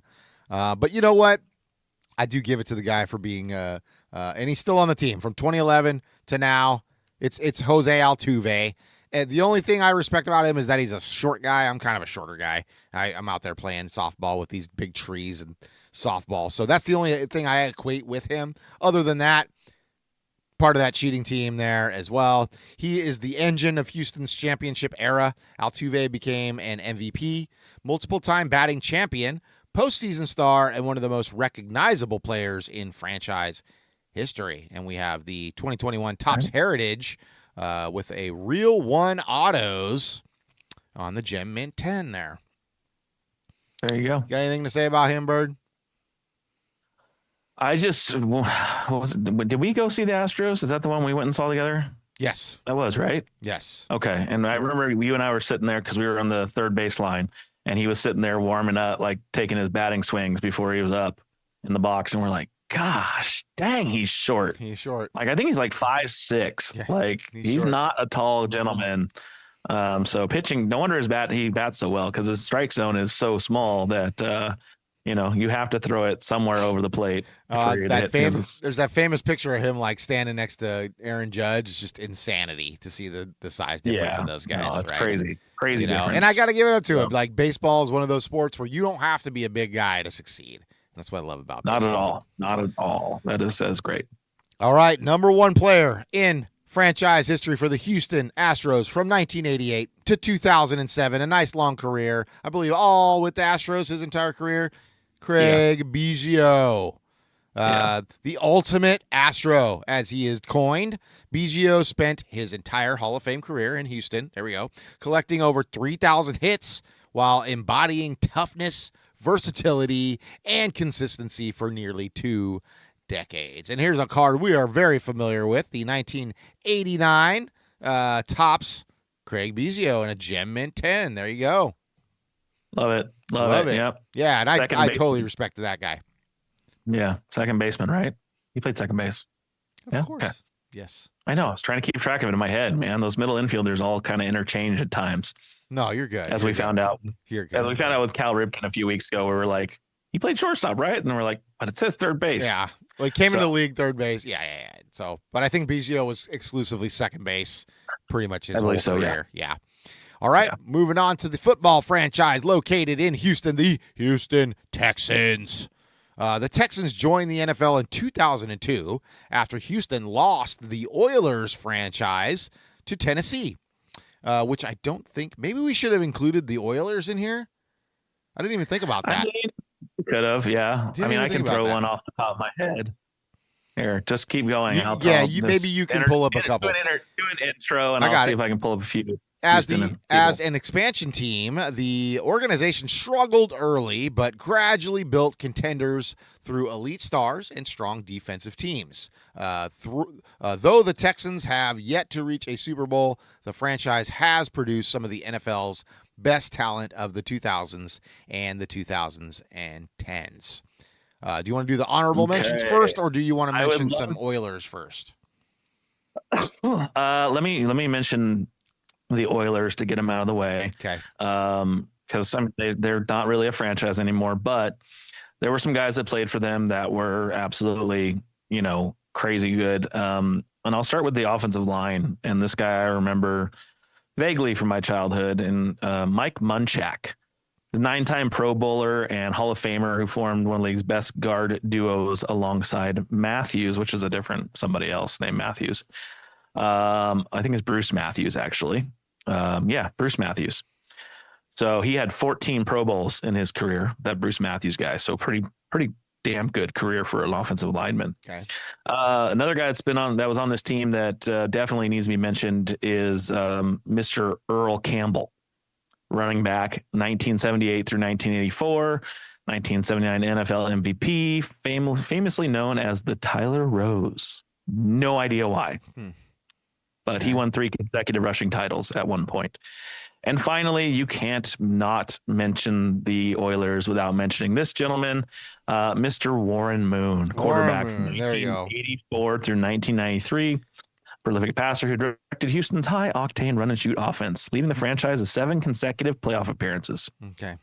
So those are the Oilers. Those are the guys that are worth mentioning. Yep. Shout out. Moon was the guy that came immediately to mind. Those other guys, I was like, oh, I remember those guys. Okay. All right. The first guy on this list, Bird, don't mention it. The first guy on the list? Okay. He's out. Skip it. It's all right. He's down at the bottom here. He's on the top 3. I don't know why they put it twice. No worries. Okay. So we got, all right. We only have 4. Hey, notes are changing. Notes are changing. I just changed it. Yeah. All right. We got Matt Schaub, quarterback for the Houston Texans. Let's see. D'Amico Ryans. I don't know if I would have put Matt Schaub up there. I don't know if I would have either, but he wasn't a bad quarterback. If I remember correctly, he just died every year because his offensive line was awful. Sure. Considering, I think he leads. It's somebody from the Texans that led the league in being sacked 3 consecutive years or something like that. He was just wrecked. Makes sense. 50 sacks a season or something. It was stupid. Makes sense. D'Amico Ryans, who's actually I think their coach now. He is. Brian Cushing also went into coaching, I think, as well for a short period of time. And Dwayne Brown from 2008, 2017. Okay. All the guys I mentioned on the Oilers were far more important than these 4 gentlemen that I just named. Agreed. So cool. I'm glad we did that. Okay. So, yeah. Well, let's get to the top 3 Texans of all time. You'll definitely know these guys if you didn't know those last guys. Coming in at number 3 is Andre Johnson. He played with the franchise from 2003 to 2014. Houston's first true superstar. Johnson dominated opposing defenses for over a decade and established the Texans as a legitimate NFL franchise. This is a 2003 Topps Chrome Andre Johnson. It's only got a 6th grade. Wow. Not sure why somebody at PSA had a bad day. It does not look like that bad of a card. I'm sorry. Spitballing. Yeah, I mean, maybe the back's screwed up or something, or I don't know. I don't know. Looks pretty good to me. Who knows? Who knows? Maybe I don't know. The print kind of looks a little weird, but I thought maybe that's just how the card kind of is. I don't know. Maybe not. Yeah, well, it looks like there's a scratch on the right-hand side of the card, just on the edge there. Yeah, maybe a little something. Maybe there's stuff we just can't see on this version of the picture of it. So, okay. All right. Well, number 2. Running back from 2009, I believe the running back, right? 2009 to 2015, Arian Foster. Okay. Running back, Love it. right? Yeah, I'm for sure. losing it here? Okay. Definitely. Thank you. One of the smoothest runners of his generation, Foster exploded from undrafted free agent to rushing champion and offensive centerpiece during Houston's rise to contention. And yes, he was. I remember he was on my fantasy team a couple times, I believe. So, okay. This is a 2015 Panini R&S.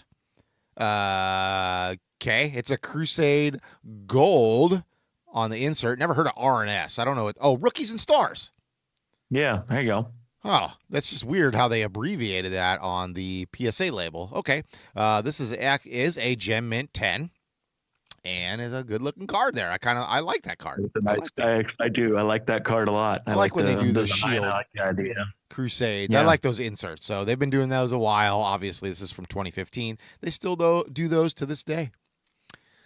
All right, the number 1 player in Houston Texans franchise history, probably no surprise to anybody, J.J. Watt. From 2010 to, my notes jumped here for some reason. Sorry, 2011 to 2020, the defining Texan. Watt won 3 Defensive Player of the Year awards and became one of the most feared defensive players in NFL history, while also becoming a beloved figure throughout Houston for his leadership and charity work. Probably won the Walter Payton Award, which is a community award, multiple times. I'm pretty sure he did. This is a 2016 Donruss Signature Series Auto Hollow Silver, which is a 6 on the card, a 10 on the auto. Ouch. That guy was pissed when he got that card back. The signature is sick, though. Definitely. I like the signature a lot. The JJ. His JJs match very nicely there. Yeah, those are sick. I like those a lot. So, yep. But really screwed on the 6th grade there, I think. He did a lot of really great things when Houston got hit by that hurricane and it tore up the city. He was instrumental in raising a lot of money for trying to get the city fixed back up. So right. Shout out to JJ. Yeah, good dude. I think he's working behind the booth now on the microphone. Yeah, there's 5 Watt brothers, I think. I think there's 5 of them. I know there's a lot. I know a couple. Little brothers on Pittsburgh, and then he's got like 3 other brothers, I think. Okay. All right. Yeah. Okay, let's move on to the Houston soccer franchise in the MLS, the Houston Dynamo FC. The Houston Dynamo FC arrived in 2006 after relocation of the San Jose Earthquakes organization, and I didn't know, and immediately became an MLS powerhouse. The club captured back-to-back MLS Cup championships in its first 2 seasons in Houston and built a reputation for tough, disciplined soccer and one of the strongest fan cultures in Texas. Bird, bring us through some honorable mentions here of some guys we have no idea who they are. I'm only assuming these are wonderful guys. Pat Onstad, 2006, 2010. Mauro Manotas from 2015, 2020. Corey Ashe from 2007 to 15. Will Bruin from 11 to 16. And Stuart Holden from 2006 to 2009. Thank you, sir. All right, the top 3 Dynamo FC players of all time. Number 3, love this guy's name. Could pronounce it all day. I'll take it. Brad Davis. Yes. Sure. Thank you, Brad, for having an easy name. I think the rest of these are actually not bad for me. 2007 to 2015, one of the best crossers. What's a crosser? Is that a position? It's a type of pass that you'd make. You cross the ball across the field. Oh, okay. You're like sending it in for somebody to head it into the goal or something. Got it. Didn't know that's what they called that, but thank you. A crosser. I'm learning. Yeah. One of the best crossers and set piece specialists in MLS history. Davis served as Houston's captain and emotional leader for years. Fabulous. And this looks like a Topps Chrome. I don't have this written down, but it looks like a Topps Chrome. Don't know what year that is either of the card, but kind of looks like a cracked ice almost, right? I'm going to say stained glass or stained glass. Cracked ice. Something like that. Yeah, one of those two. Yeah. Next up is Brian Ching from 2006 to 2013, the face of the Dynamo's early championship era. Ching delivered clutch goals, physical play, and leadership that helped establish Houston's soccer. Love it. Yep. And this is an Upper Deck from the MLS just Upper Deck franchise, series. The number one player in Dynamo history. I've actually heard of this guy, Dwayne De Rosario. Hopefully I pronounced that right, sir. 2006 to 2008, only 2 years with the franchise, but he is coined the number one player. D-Row, for short, was the superstar of Houston's first dynasty years, producing unforgettable goals and match-winning moments while leading the club to back-to-back MLS Cup. So the 2 years he played with them, he won the MLS Cup twice. Kind of puts him on that pedestal for the number one player in franchise history. Got anything to say about Mr. D-Row, even though he's got a really cool nickname? I kind of like that nickname. I don't. I have nothing. Okay. Hey, Nothing. I'm sorry. Dwayne De Rosario, number one. If you collect those soccer cards, he's going to be your lookout guy there. So, hey, that is the end of our main topic for today. Took a trip around Houston. That was fun, Bird. That was actually really fun. That was a good one. That was good. Yeah, city. Like I get to land in Houston in a month or two, so that's what I'm going to do a halfway to my Orlando flight. Okay, I've never been to Houston before, so I haven't either. So I don't think I've even stopped there. I think I stopped in Dallas when I went somewhere else. So, but yep. All right. Thanks for coming to Houston with us. Next week, we'll be back probably with another city. Bird, hopefully we'll tease that at the end of the show. So we're going to make you wait. Oh, I know the city already. I'm ready. Don't tell it. Let's wait. All right. Here we go. We are going to share some cards that we have. We all stuck to the theme of Houston today. So let's get to it. What you got in the stack? And now, time for What You Got in the Stack.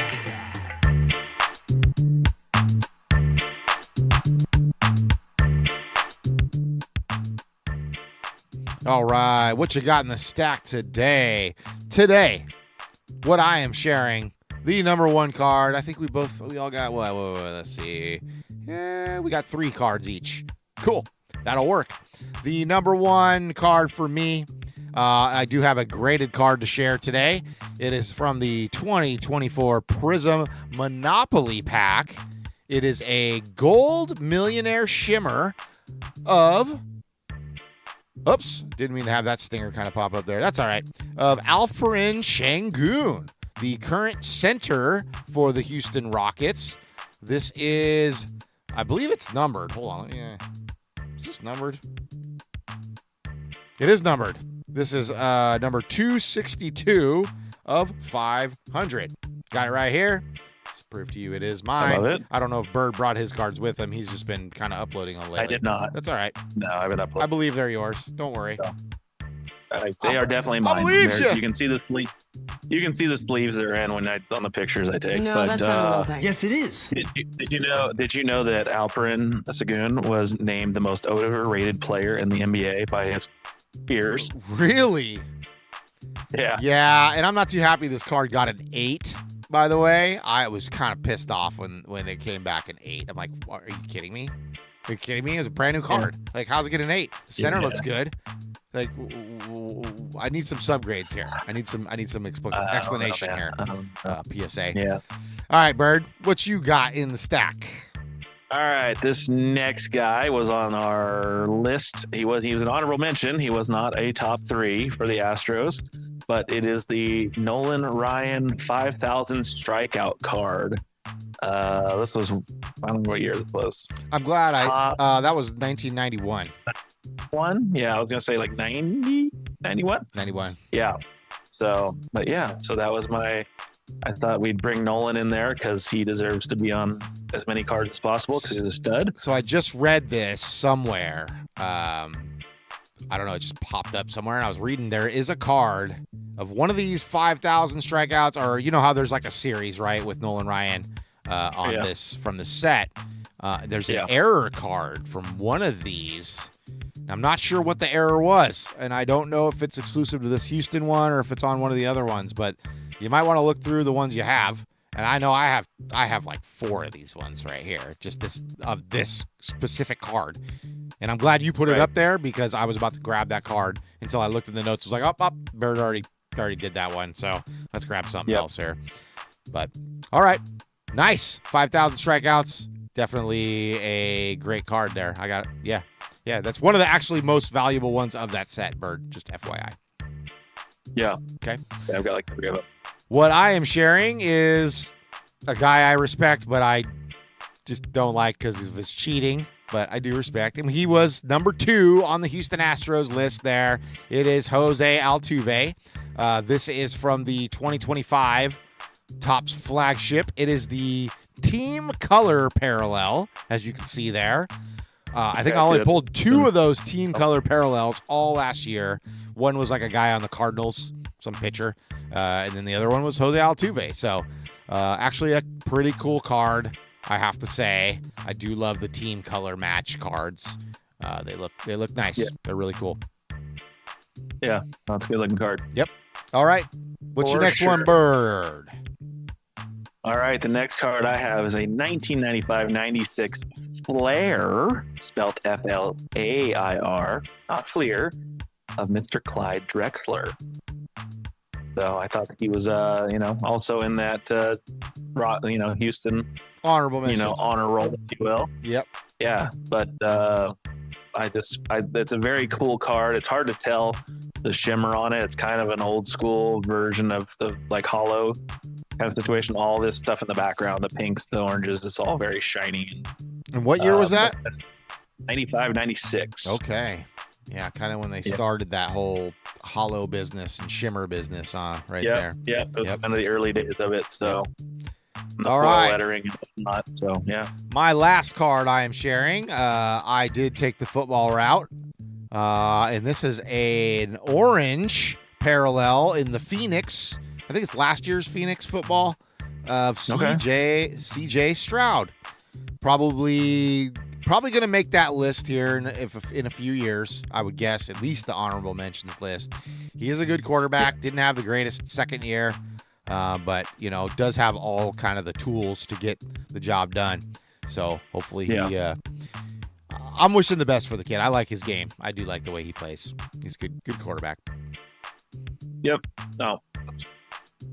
All right, Bird. Last card for what you got in the stack.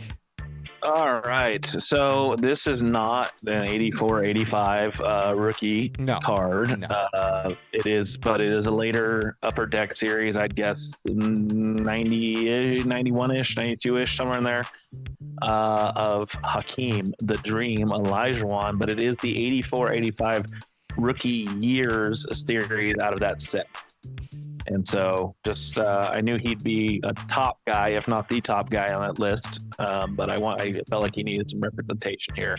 I have a surprising amount of his cards, but I did not. This was the one I kind of enjoyed the best out of the group. So because I think he's hitting his hook shot that he always used to hit. The Dream Shake. Yeah. Isn't that what they call it? The Dream Shake? I think so. Something like that. That was at least his move to get to that. It was like the shake, right? He's like when they used to actually post up and back down players, which they don't do that much anymore at all. Like Kareem had the sky hook, and Hakeem had like the little like mini hook. It was like a half hook. Yeah. But it was very effective for a long time for him. Absolutely. Absolutely. All right. That is what we had in our stack today for episode 49. Nice. Okay. Now it's time to get to our card pulls of the week. Oh, hey. I clicked on the wrong thing. Hold on. Let's do that one more time. The card pull of the week. And now it's time for Card Pull of the Week.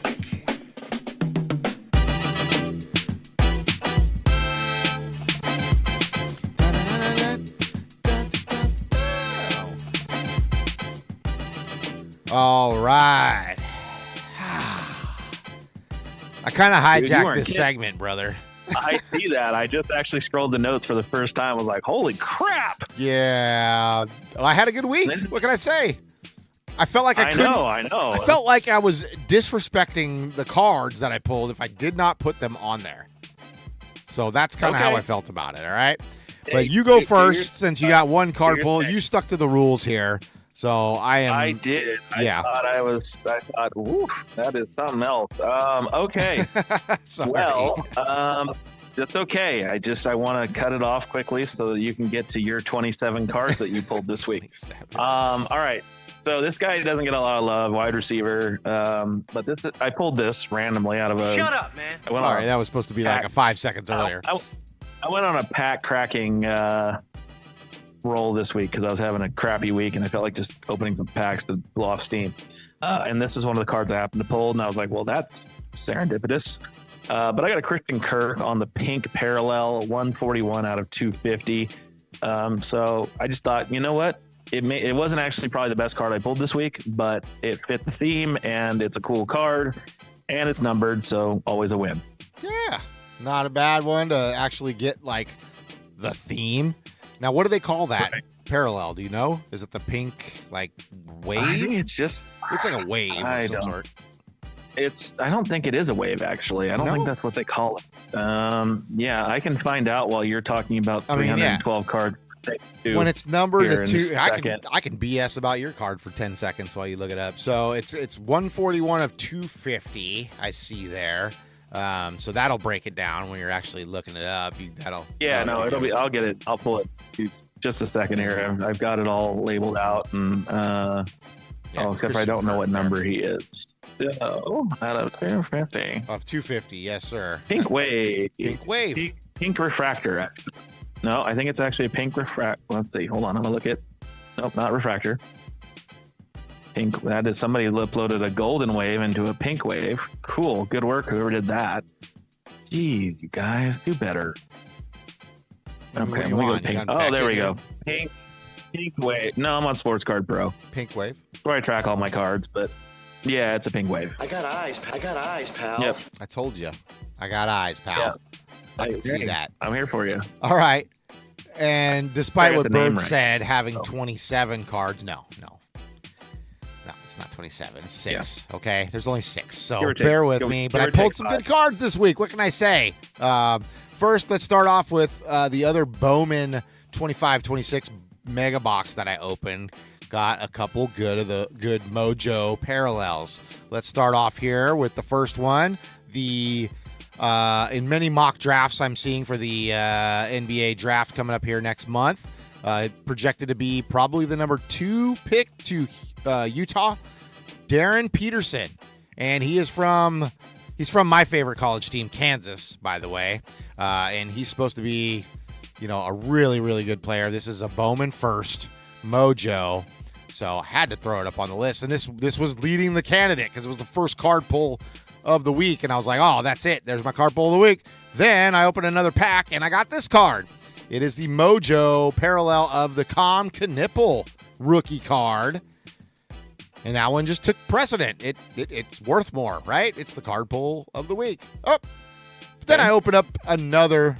Now, I've been looking for this next one for a while. I've seen these opened like months and months ago, and I never saw them on the racks anywhere I went.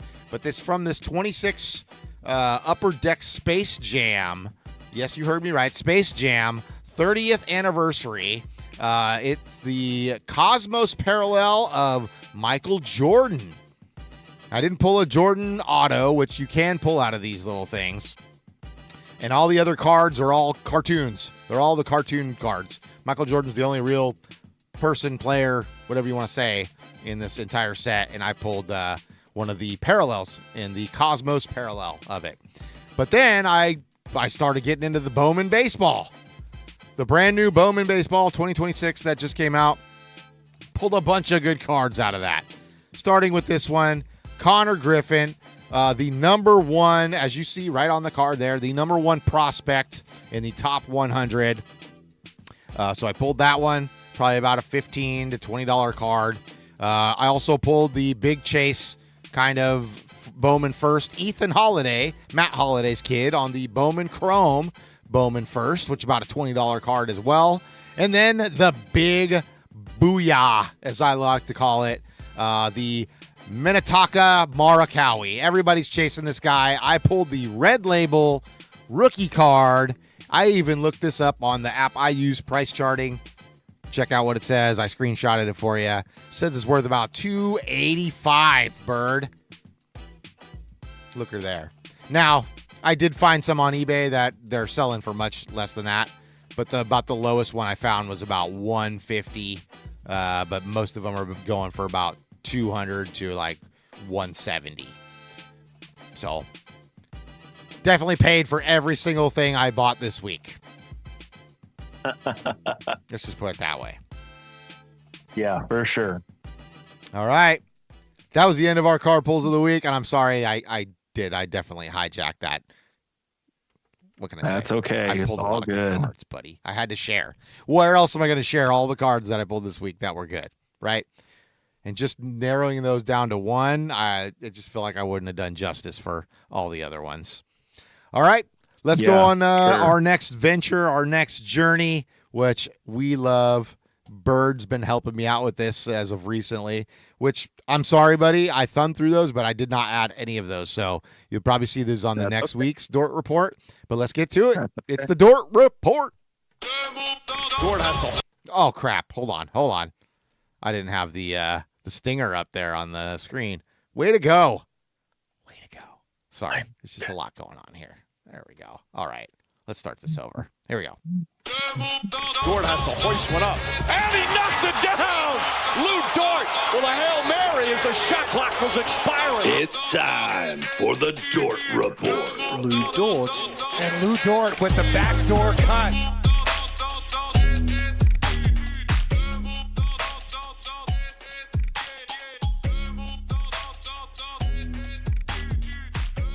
Sorry, a lot of buttons to click right there in a short amount of time. That's why it does that. All right. This week's Dort Report is brought to you by Lou Dort himself. Okay. Western Conference defensive player. I don't know if he's going to win anything, but I'd love to see him win like an MVP of something, of a series. Maybe this Western Conference Finals. Maybe the Finals if they make it that far. That'd be great. Yeah, please please don't let De'Aaron Fox go to the finals. I do not need that right now in my life. Okay. All right. We're going to start off with, I think this is a base card. And as you said, how people were just kind of throwing in other Dort cards with orders. I think somebody just threw this one in, and I've never heard of this product, but it is called the Recon. It is Panini Recon. Okay. Pretty good looking card though, right? Like I don't know. I've never heard of this product. Panini Recon. This is what's the year on this? 20, 23, 24. Recon. Never heard of it, Bird. You ever heard of that product? I have not. No, me neither. All right, next up, we are looking at a 2020-2021 Donruss Optic Multi-Wave. Yes, and I saw you had a couple of those this year's card in there. We'll get to that next week. Next up is the 2022-23 Donruss Optic Pink Refractor. That actually Panini doesn't call it refractor. Prism, I should say. Yeah. Next up is the 24-25 Donruss Optic Silver. Just the silver prism. We've got a 2020-2021 Prism Red Wave. We've got a 21-22 Prism. That's just the base card right there. But then you move on to the same set on the red, white, and blue. Really love the red, white, and blues. Yeah. Always good-looking cards. Next up is the 23-24 Phoenix Red Cracked Ice. Okay. Yeah, I think that's like my second or maybe even third one of those. I don't know. I'll have to go back and look. Next up from the same set, and it is also a cracked ice, but it is the orange cracked ice, which is a little more, got a little more prestige to it. It's also numbered of 133 of 249. Excuse me, 249. Okay. All right, next up is from the 2020 to 2021 Mosaic. This is a disco parallel. Yep. Same set, 2020, 2021 Mosaic, the red Mosaic parallel. Nice. And then finish off that same set, the last one I've got from that, the orange Blast parallel. All right, we're moving on to the 2024-25 Mosaic, the Fast Break red Mosaic. Now, all these next three are all numbered. This one's of 99. We're moving to the same set, but the the blue fluorescent Mosaic of 75. Okay, I like it. I like it. And then we've got, now I thought this next one had a little bit of scopage to it, like the hollow on it, but they didn't call it that. They call it the International Blue Mosaic. It is 4 of 35, but definitely got some kind of scope to it, right? Okay. All right, the last one and the crown jewel. You know me, I save the autos for last. This is actually an auto die cut from the 22-23 Crown Royal is the name of this product. It's Panini.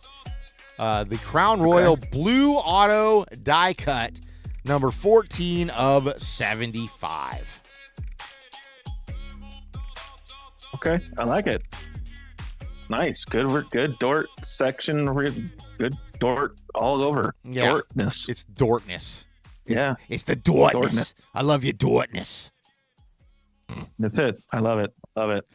All right. That is the Dort report for this week. I think that brings my total to, hold on, I can tell you. What was it? 113, right? So what did we have? How many cards do we have there? 16. So we're looking at 129 now. And now with what Bird got me, that's going to go way up. I haven't even counted those yet. It's going to go up quite a bit. Haven't even counted those yet. All right. Yeah. I don't think we have a Where to the Blank. Did you find that today, Bird? Nope. We're in good stuff. Okay. Good thing here. All right. Now I hold on. I got a lot to do here. So you need to talk for a second. Okay. I'm happy to talk for a second. You can do that, right? I can. So yeah, I'm looking forward to your Dort report next week because I think I got you. Some of the cards I found were pretty cool. They are super cool. Yeah. So some cool stuff there. I got to figure out a player that I want to like collect, like, you know, Mike Jones or something from Mike Jones, Middle Tennessee. Yeah. So I don't know, man. I don't know. I'm trying to figure it out. I got to find a guy. You'll find somebody. You know, my problem is I don't get enough. You know what this all started from? I can honestly tell you, it all started from just me pulling so many parallels of Lou Dort just out of pack openings. And I was like, why not? I got so many of them. I'm going to start there. And I like his game. You know, I like the grittiness that he brings to the court. And so you just got to find it, man. You can't force it. It'll come to you. It'll come to you. I know. All right. You know, do what we can here. So, but yes, this is the end of the show. Everybody, if you're still in the live, thanks for hanging out with us. If you're a new listener, hey, thanks for checking us out. If you're an old faithful listener, we love you. And hopefully you new listeners will become old faithful listeners as well. Bird, where can they find you, me, Cards on Blast? What's the best place to find us? What's the worst place to find us? There's no worst place. So the best place to find us obviously is on YouTube because you get to see us, you get to see our beautiful faces, and you get to see the cards we're talking about in our Crack the Pack segment. However, if you can't make it there, you'd want to check us out on Amazon Music, Apple Music, and Spotify. We also found on Instagram and X. Instagram better than X. X is probably the worst place to find us, I'm going to be honest.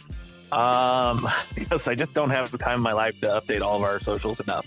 Right. But more importantly, find us next week when we go traveling to the nation's capital, Washington, D.C. Oh, I love it. It's what episode kind of a 50. show are you guys putting on here today? That'll be next week, actually. Episode 50. It seems like the appropriate place to be. 50 states, 50 cities. Boom, let's do it. We'll go right into Washington. Attaboy.